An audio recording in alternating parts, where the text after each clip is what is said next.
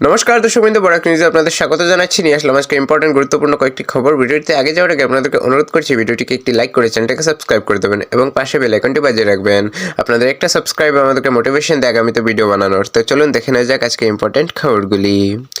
দীর্ঘ প্রতীক্ষার পর অবশেষে আসামে বহু বিবাহ বিলটি বিধানসভায় পাশ হয়েছে। গতকাল মুখ্যমন্ত্রী এই বিষয়ে বিধানসভায় বিস্তারিত কথা বলেন। মুখ্যমন্ত্রী ডক্টর হিমন্ত বিশ্ব শর্মার সরকার নারী সুরক্ষা এবং সমাজে সমাধানিকার নিশ্চিত করতে এই বিলকে ঐতিহাসিক পদক্ষেপ হিসেবে দেখছে। এই বিলটি কার্যকর হলে রাজ্যে বহুবিবাহ আইনত দণ্ডনীয় অপরাধ বলে গণ্য হবে। মুখ্যমন্ত্রী তার বক্তব্যে বহুবিবাহের আইনি ও সামাজিক প্রভাব নিয়ে আলোকপাত করেন এবং জানান এই আইন সমাজের সকল স্তরের মানুষের জন্য সমানভাবে প্রযোজ্য হবে। এই বিল পাশ হওয়ায় আসামের সামাজিক সংস্কারের ক্ষেত্রে একটি গুরুত্বপূর্ণ মাইলফলক সৃষ্টি হয়েছে। জুবিন গার্গ হত্যাকাণ্ড নিয়ে মুখ্যমন্ত্রীর চাঞ্চল্যকর মন্তব্য।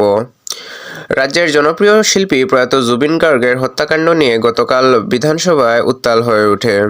মুখ্যমন্ত্রীর দেওয়া বক্তব্যে এক নতুন রহস্যের সৃষ্টি হয়েছে। গতকাল বিধানসভায় এই বিষয়টি নিয়ে কথা বলতে গিয়ে মুখ্যমন্ত্রী ডক্টর হিমন্ত বিশ্ব শর্মা স্পষ্ট করে বলেন যে এটি কোনো সাধারণ দুর্ঘটনা ছিল না, বরং এটি ছিল একটি পরিকল্পিত ঘটনা। মুখ্যমন্ত্রীর এই বক্তব্য ইঙ্গিত দিচ্ছে যে জুবিন গার্গের মৃত্যুর পেছনে কোনো বড় ষড়যন্ত্র থাকতে পারে। মুখ্যমন্ত্রীর দাবি অনুযায়ী প্রশাসন এই ঘটনার পেছনে সত্য উদ্ঘাটনে আরও গভীরভাবে তদন্ত করবে। এই মন্তব্যের ফলে এই হত্যাকাণ্ড নিয়ে নতুন করে জল্পনা শুরু হয়েছে রাজ্য জুড়ে। আমাদের বরাক নিউজের ফেসবুক পেজটাকে ফলো করে রাখুন ডেসক্রিপশনে দেওয়া লিঙ্কে গিয়ে। নম্বরবিহীন ডাম্পারের তাণ্ডব, স্কুল ছাত্রের মর্মান্তিক মৃত্যু। রাজ্যের সড়কে নম্বরবিহীন ডাম্পারগুলির তাণ্ডব যেন থামছেই না। প্রশ্ন উঠছে, আর কত প্রাণ যাবে এই বেআইনি ডাম্পারগুলির জন্য? প্রশাসন কি এবার ব্যবস্থা নেবে?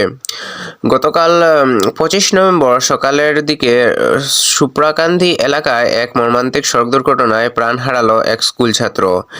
মৃত ছাত্রটির নাম সঞ্জয় নমশূদ্র। এই দুর্ঘটনায় আরও দুই ছাত্র জলি নমশূদ্র এবং প্রিয়া নমশূদ্র গুরুতর আহত হয়ে বর্তমানে শিলচর মেডিকেল কলেজে কলেজ এবং হাসপাতালে ভর্তি রয়েছে। তারা মৃত্যুর সঙ্গে পাঞ্জা লড়ছে। স্থানীয় বাসিন্দারা এবং সাধারণ মানুষ নম্বরবিহীন ও বেপরোয়া ডাম্পার চালকদের বিরুদ্ধে অবিলম্বে ব্যবস্থা নেওয়ার জন্য প্রশাসনের কাছে জোরালো দাবি জানিয়েছেন। প্রশাসনের চরম উদাসীনতাই যে এই ধরনের মর্মান্তিক দুর্ঘটনার মূল কারণ, সেই অভিযোগ উঠছে বারবার। চা বাগানের শ্রমিকের মৃত্যু ও রহস্যজনক টাকা গায়েব। 25 নভেম্বর তারিখে ধলাইয়ের দার্বি চা বাগানে ঘটেছে এক মর্মান্তিক দুর্ঘটনা। চা বাগানের শ্রমিকের মৃত্যু।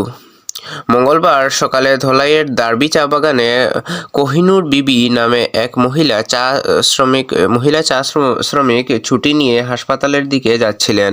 সেই সময় একটি দ্রুতগামী বোলেরো গাড়ি তাকে ধাক্কা দিয়ে চলে যায়। সঙ্গে সঙ্গেই তার মৃত্যু হয়। চা বাগান এলাকায় শ্রমিকের নিরাপত্তা নিয়ে এই ঘটনায় আবারও বড় প্রশ্ন উঠেছে। শিলচরে রহস্যজনক টাকা গায়েব। অন্যদিকে শিলচরে এক মহিলার অ্যাকাউন্ট থেকে 14,500 টাকা গায়েব হয়ে যাওয়ার ঘটনায় তীব্র রহস্য সৃষ্টি হয়েছে। কিভাবে এই বিপুল অঙ্কের টাকা অ্যাকাউন্ট থেকে গায়েব হলো তা নিয়ে তদন্ত শুরু হয়েছে। এই ধরনের ঘটনা সাইবার জালিয়াতির দিকে ইঙ্গিত করছে। সাধারণ মানুষকে অনলাইন লেনদেনের ক্ষেত্রে আরও সতর্ক থাকার পরামর্শ দিচ্ছে প্রশাসন।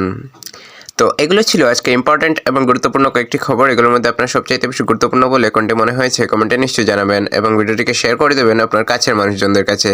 দেখা হচ্ছে আগামীকাল আরেকটি ভিডিওতে। ততক্ষণের জন্য ভালো থাকুন, সুস্থ থাকুন। জয় হিন্দ।